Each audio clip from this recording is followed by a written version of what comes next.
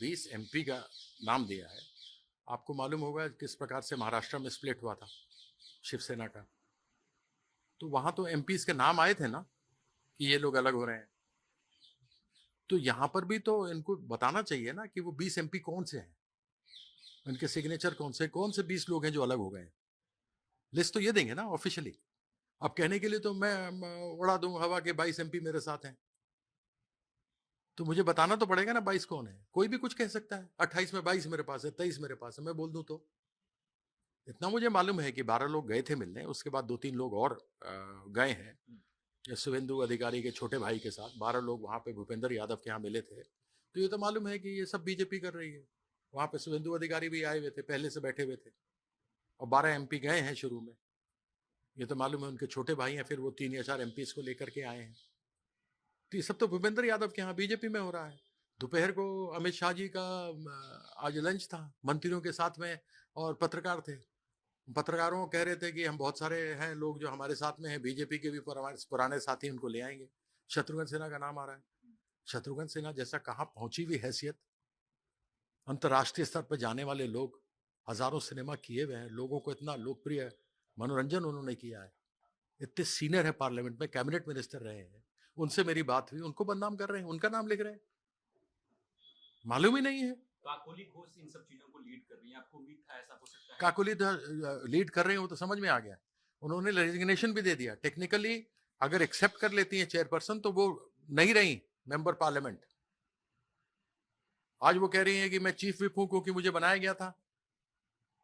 पिछले महीने ही मैंने ट्वीट किया है, अभी पिछले महीने ही 14 मई को जो हमारी बैठक हुई थी, उसमें कहा गया था कि अब स्थिति ऐसी है कि कल्याण बनर्जी को, थोड़ा एक एग्रेसिव आदमी है, चीफ विप बनाएंगे। उन्होंने चिट्ठी दे करके स्पीकर को इन्फॉर्म कर दिया। तो काकोली कहां से है चीफ विप? और ये लोग इतना ही उसमें है, तृणमूल के ही सिंबल पे तो जीत के आए हैं ना, जाए लड़े बीजेपी से। इनको इतनी समस्या थी, हम हार गए तो इनको समस्या हो गई, तो जहाज छोड़ के भाग रहे लोग। पहले क्यों नहीं बोला तुमने इलेक्शन से पहले? तब तो सब कुछ ठीक था। आप क्या समझते हैं इसके पीछे बैकग्राउंड क्या है? बैकग्राउंड कुछ नहीं है, इसमें बीजेपी का खेल है। ईडी सीबीआई वाला तो केस नहीं है, लेकिन लोकल केस जरूर इनके ऊपर बनता है। पुलिस से इनको डराया धमकाया जा रहा है। कई लोगों के तो ऑफिस ऑफिस तोड़े गए हैं, वो तो हम लोगों ने देखा ही है। काकोली तो खुद ट्वीट कर रही थी कि मेरा जो स्पोर्ट्स क्लब है उसको तोड़ दिया गया है। बप्पी हलदार का 4 दिन पहले उसका कार्यालय तोड़ दिया, पत्थर मार रहे हैं, गाड़ी तोड़ रहे हैं। कुछ लोग तो इसलिए डरे हुए हैं। आप हैं ना? अरे आप मैं दीदी कहीं के नहीं जाने साथ वाला, मैं कहीं नहीं जाने वाला, दीदी के साथ हूँ, खड़ा हूँ। उन्होंने मुझे, मैंने बीजेपी की इतनी सेवा की, मैंने भ्रष्टाचार का मुद्दा, मेरे कागज नहीं थे, कागज कॉर्पोरेट अफेयर्स मिनिस्ट्री के थे, जस्टिस विक्रमजीत सेन के थे, जिन्होंने खुद करवाई थी, जो एडमिनिस्ट्रेटर बैठे थे डीडीसीए पर। उसके बाद जब मैं लेके गया, सच्चाई सामने रखी, इन्होंने कुछ नहीं किया। मैंने प्रेस कॉन्फ्रेंस किया तो मुझे पार्टी से एंटी पार्टी एक्टिविटी, भ्रष्टाचार को उजागर करना, एंटी पार्टी एक्टिविटी मुझे निकाल दिया। तो दीदी ने मुझे कहां से निकाल करके किया? मैं कभी उनके साथ धोखा कर सकता हूं? कभी नहीं। गद्दारी मेरे खून में नहीं है, क्योंकि मेरे पिताजी एक स्वतंत्रता सेनानी थे। अब टीएमसी के साथ क्या होगा सर, जो ममता दीदी के साथ हैं, जो अभिषेक ममता दीदी, देखो ऐसा है, और लोग हैं पूरे सम्मान के साथ में। अखिलेश जी को उनके विरासत में मिली, बहुत अच्छा चला रहे हैं वो पार्टी। तेजस्वी को वैसे ही मिला, उद्धव जी को मिला, उन सबों का सम्मान है, वो पार्टी बहुत अच्छा चला रहे हैं। उद्धव जी की तो पार्टी ही तोड़ दी इन लोगों ने। बिहार में जो उन्होंने हरकत की वो सब जानते ही हैं, किस प्रकार से आरजेडी को, तेजस्वी इतना अच्छा काम कर रहे थे, उसको कर दिया। अखिलेश के पीछे पड़े हुए हैं, है ना। लेकिन ममता दीदी ने पार्टी खुद अपने खून पसीने से खड़ा किया।